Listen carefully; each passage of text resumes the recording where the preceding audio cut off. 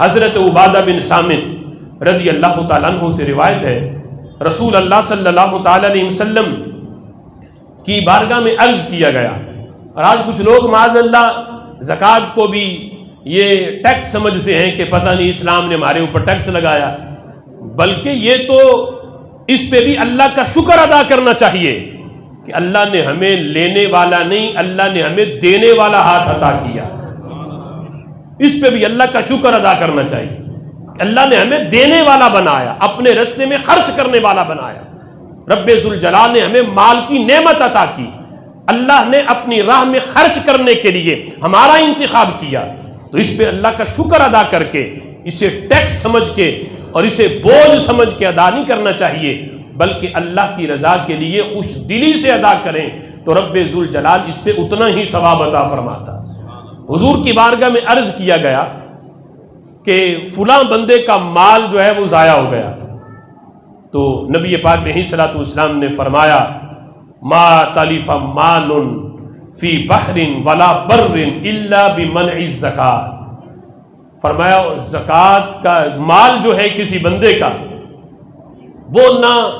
بحری سفر کے اندر ضائع ہوتا ہے، نہ کسی خشکی پہ اگر اس کا مال پڑا ہے تو وہاں بھی ضائع نہیں ہوتا۔ ہاں ایک وجہ سے ضائع ہوگا، اگر وہ زکوٰۃ روک لے تو پھر اس کا مال نہیں بچتا، پھر ضائع ہو جاتا ہے۔ کسی حال میں بھی مال اس کا ضائع نہیں کرتا، اللہ خود اس کے مال کی حفاظت فرماتا ہے، حفاظت کا بندوبست اللہ خود فرماتا ہے۔ جب وہ بندہ اپنے مال کی زکوٰۃ نکالتا ہے، ہاں زکوٰۃ نہ نکالے تو پھر حفاظت کا ذمہ اٹھ جاتا ہے۔ نبی پاک علیہ الصلوۃ والسلام نے وظیفہ بتایا، آج ہم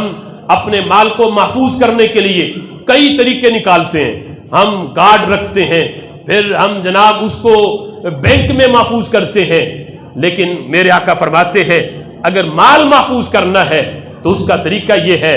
فرمایا فَحَرِّزُوا أَمْوَالَكُمْ بِالزَّكَاةِ، اپنا مال زکوٰۃ کے ذریعے محفوظ کرو، زکوٰۃ کے ذریعے۔ زکوٰۃ اگر نکالتے ہو تو پھر مال جہاں بھی پڑا رہے